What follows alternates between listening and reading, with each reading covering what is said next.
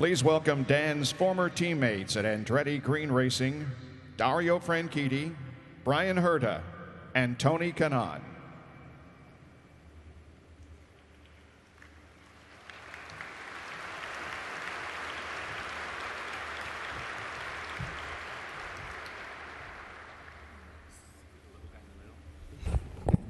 Thanks. These need to go up a bit.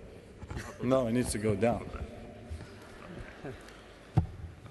Well, if you're here today, you feel some kind of connection to Dan. You're either a friend or family or a fan, and you know a lot about what kind of guy he was.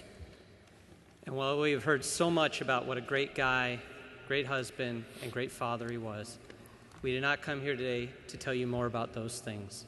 Yes, those things are all true, but to talk only about them would do a disservice to our friend. We've all been sad for the past 7 days, but Dan gave all of us 33 years of life, 33 years of living, and 33 years of things to remember and to celebrate. If the roles were reversed and Dan was here today to pay tribute to one of us, he would not be here to be sad. He would be here to celebrate life and to make people around him feel better. And for the time we knew him, Dan celebrated life every day, and we're here today to help you celebrate who he was. So with that, we're going to enter now the no-cry zone. Oh, it's a yellow paper. Legal paper. Man, your handwriting is terrible. Right? I know. Can I tell you? Thank God you're a driver. So, go ahead. Well, first of all, we're all... we're not wearing this because we're really proud to have... Of our own achievements. Mm-hmm. These are Dan's championship rings from 2005, and when he won, he was kind enough to give us one. So this is the only time I'll ever wear these. Really, and actually the only time I'll ever wear white shoes like these too. I thought you'd appreciate that. We were, what's the word, lucky enough? Well, Dan got hired as a backup driver back in the end of 2002. Dario was on vacation in Scotland with Ashley driving all his Ferraris. Brian didn't want to have anything to do with testing, and It wasn't me yet. Brian wasn't there yet. Oh, that's true. I have Dario's questionable motorbike skills to thank for bringing me into right. Dan's life and into the Andretti Green. It was just the three of us and Michael. And I was under contract to a team, and I couldn't test, so we chose Dan to do it. He did 4,000 miles for us. Mm-hmm. And then I fell off the bike and... Yeah, you were trying to be... Superman, and Brian got in anyway, but... Anyway. When Dan and TK and Dario and I came together, it completed a puzzle for all of us. And it created, I think, for all of us, the most memorable time in racing and the most fun time. And a lot of that was due to, and some of it was at the expense of Mr. Dan Wheldon. Well, most of it was at the expense of Dan, to be honest. And by the way, we didn't want him. He was a brother that we didn't ask for. I mean, a guy that looks better than the three of us. Yeah. Younger. Hungry for win. Won more races. Yeah. Yes. He was the only one of us. He was the only one of us that looked like he belonged in the boy band. Well, he was bigger than Beckham. Come on. He was bigger than Beckham. Yeah. But we had a lot of fun. Yeah. We had a lot of fun at his expense. Everybody knows what a neat freak Dan was. Oh, yeah. At Indianapolis one time, we were getting ready. We were all going to go out together and do a long run together. And Dan's locker, like his closet, was immaculate always. Well, we have the lockers together, and he made us look like pigs. Yeah, and he was misfortunate enough to make some comment about how sloppy our lockers were. So we took it upon ourselves to fix his locker for him. We threw everything out. We threw things up on the roof. We threw things everywhere right before we were going out to run. And we had to do a long run together, the four of us. So we were, much like Mike was talking about, we were out there waiting. Where's Dan? Well, it turns out Dan was back in the garage and couldn't actually face driving the car before the locker was put back into its pre-pristine stage. We blame Brian on that. And our late friend John Anderson went back there, and I believe it went something like, "Hey, Shag, come on, hurry up." And Dan, at that point, was trying to jump up and pull the suit that somebody had put up on the ceiling off so he could get out there. But Yeah, he said before his locker wasn't done and he couldn't get his suit out of there, he was not going to jump in the car. So we had to actually come back and kind of help him a bit. I think the most famous story is probably the Japan one, and because this is an audience of mixed age, we'll tell half of the story. We can tell half of the story.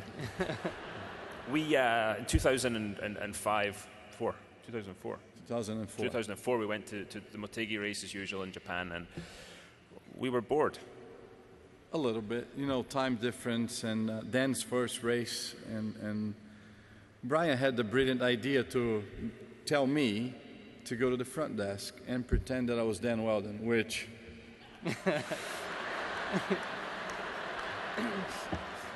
but thanks for the language barrier, my poor English, and the Japanese chick that was in the reception, she gave me his room key. So we went up there, and we went in his room. I think, had somebody not sent him to the museum? No, and Brian at the time said, Dan, you should go to the Honda Museum. It's amazing. It's beautiful. Spend a lot of time, really look at it carefully. Meanwhile, we were in his room. So we got the PR person to take him there. So the first thing we did, all his shoes were laid on the bed, all in shoe bags, laid out. So we took one of each. The left one. We didn't want to take his throttle shoe. Yeah. We went into the bathroom. We took some hair care products. By the way, he had more hair products than any single girl combined together here. Unbelievable. We stole his TV because we needed a TV. We turned the heater on. Yeah, for another part of the story. But every light bulb. Every light bulb off. And then we left. No, by the way, we FedEx his shoes back to America. So it cost us a lot, but it was fun. It was worth it, man. So we then go to our rooms. All the rooms were adjoining. And we're sitting there waiting, and it's getting a bit warm because of the heating, and the whole floor was getting warm. Then we hear Dan come up to the door. Click, click. Good. That's exactly what it sounded like. And then you heard... You can't say it. You can't say this, but it was like... For a while. He wouldn't speak to us for how long? He was running up and down the hallway yelling. We're like little kids hiding in the room laughing, but we're actually afraid to come out of the room. He was so mad. And we had Eddie, I remember looking through the people, and Eddie Cheever and Robert Clark from Honda, all these people were staying on our floor, coming out of the rooms to see what the commotion's all about. And he's pounding on our doors, and he was not happy. He moved rooms. Yeah. Yes. And I could never get a key again in that hotel, even with my ID and my own room. Funny story, we start racing in Miami, and obviously the past 9 years we race at Homestead, and then every time we race in Miami, he stayed in my house. When he came to LA, he'd stay with. Drove all my cars.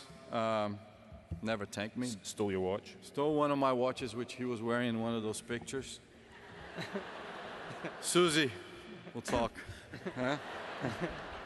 And then we announced that we're going to race in St. Pete. So we all assume we have a place to stay. Well, for the past 9 years, I've never slept in Dan's house. No. Because he didn't want to actually get his rooms messed up. No, he didn't want us to mess up his room. As a matter of fact, when I did go to visit, I remember I used the washroom, and he made sure to tell me to wipe the sink down with the towel after I finished. By the way, before you get to his house, you better take your shoes off or you're not getting in. So anyway, I never slept there, never drove any one of his cars, but that was Dan. That was Dan.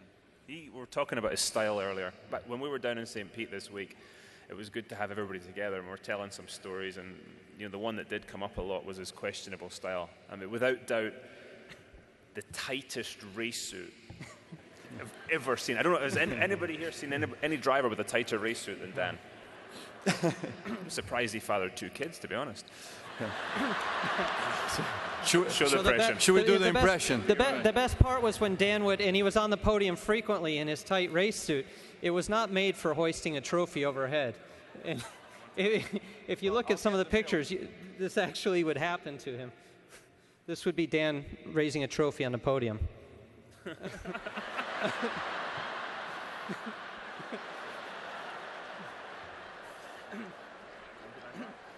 And believe me, we never missed an opportunity to remind him of that, or his $1 million smile. The guy was trying to make up for an entire country's worth of bad dental work in one mouth.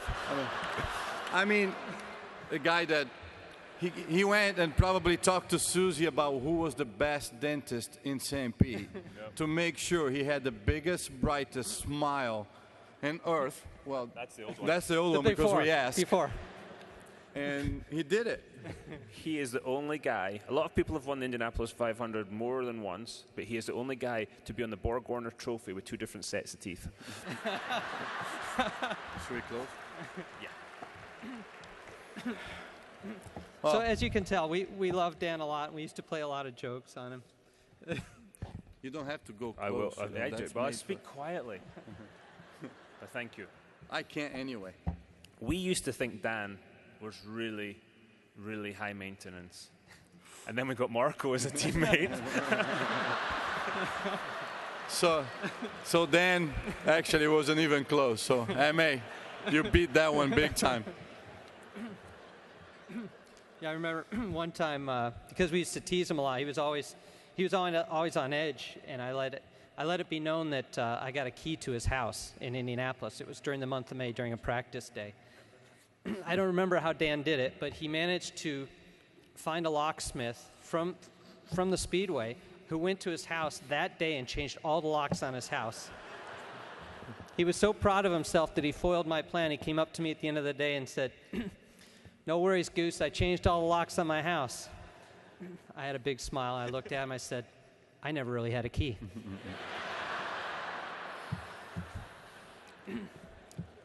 Well, make no mistake, guys. I'm not making fun of my friend. I laughed at him and with him over the years because I love him. And he did the same with me. I love him like a brother. And like all brothers, there are times that we called each other names. We gave each other the finger in the 500 this year. But I explained that not to make him look bad. He was waving and it was too windy and he missed 4 at a time.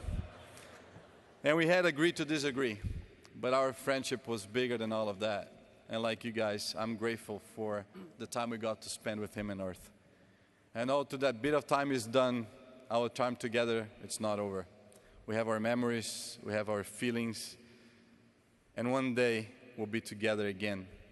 It's for that reason that I'm not saying goodbye to Dan. Not today and not ever.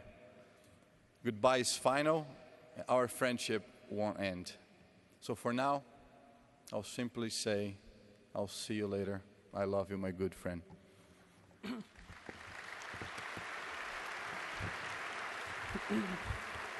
Yeah. Like many others sharing their thoughts today, I was privileged to spend a lot of time with Dan, especially over the last 6 months, from working together at the Indianapolis 500 to also tagging along to some of his media appearances after the race, and then working so much on the development of this 2012 Dallara Indy car. Those experiences made us even closer, and I'm so grateful for that time together. And in that time, Dan retained that trademark $1 million smile, that energy that seemed to fill any room he stepped into, and his playful way of pushing everyone around him to meet the same impossibly high standards he set for himself. But there was something different, too. He had blossomed into this incredible person that was so giving of his time and experience, clearly fulfilled and happy in his personal life, often telling stories about his boys and Susie to his friends at the track. He had become complete, and his happiness spilled over into everything and everyone he touched. Dan would have been incredibly appreciative and humbled by the tremendous outpouring of love and support from his friends and fans. I know that has been a source of strength for Dan's entire family, and I want to thank everyone who has remembered Dan's loved ones this week. I also like to ask that we continue to do so. Dan's legend on and off the track lives on in each one of us, and we should continue to honor him and remember his legacy. So many of you have shared stories of your time with Dan, and it has been amazing to learn just how many people Dan connected to over his life. His ability to spend just a few minutes with someone, but find a way to make that time special and meaningful, is the example from Dan I most hope to be able to follow. I'll leave you with one little story that was shared through Facebook just a couple days ago. There's a family of 4 attending the Las Vegas race that waited patiently outside Dan's hauler for 30 minutes, just hoping for a chance to meet him and maybe catch a quick autograph. As Dan emerged from the trailer, he was rushing over to make it out for driver intros, but he still graciously stopped and talked briefly with the family. He even posed for a couple pictures and signed a couple autographs. The family was thrilled to meet their hero, and as Dan walked away, he stopped and turned back to the family and said, "Thank you for coming out. I appreciate it." In that moment, Dan made the entire family fans for life, and not for the short time he had left with us, but their entire lives. God bless you, Danny, and thank you. We all appreciate it.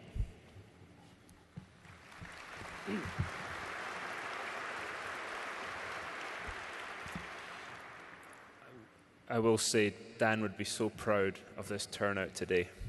He'd be like, "I told you, bro, I'm big in Indy. I told you." He was big everywhere. I mean, it's awesome. At first, Dan was really nice. He was pretty much the little brother we didn't want. And now, we would do anything to have him back. We'll miss you, D-Dub. Thank you.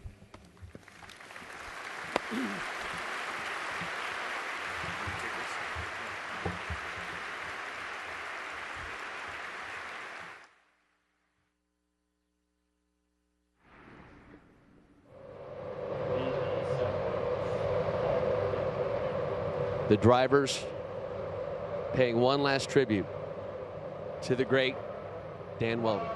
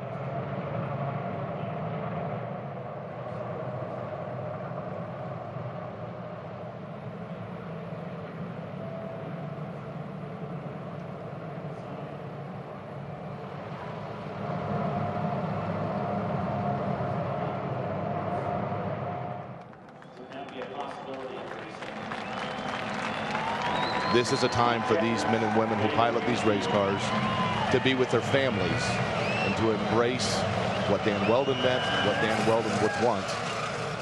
And I think it's fitting that we honor that.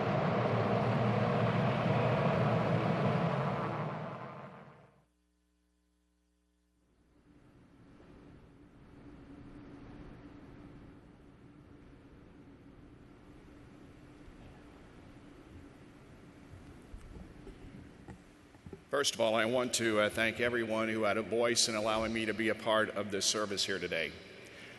I'm also very proud to say that Dan was a friend of mine. Now, he wasn't my best friend, and I know that I wasn't his best friend.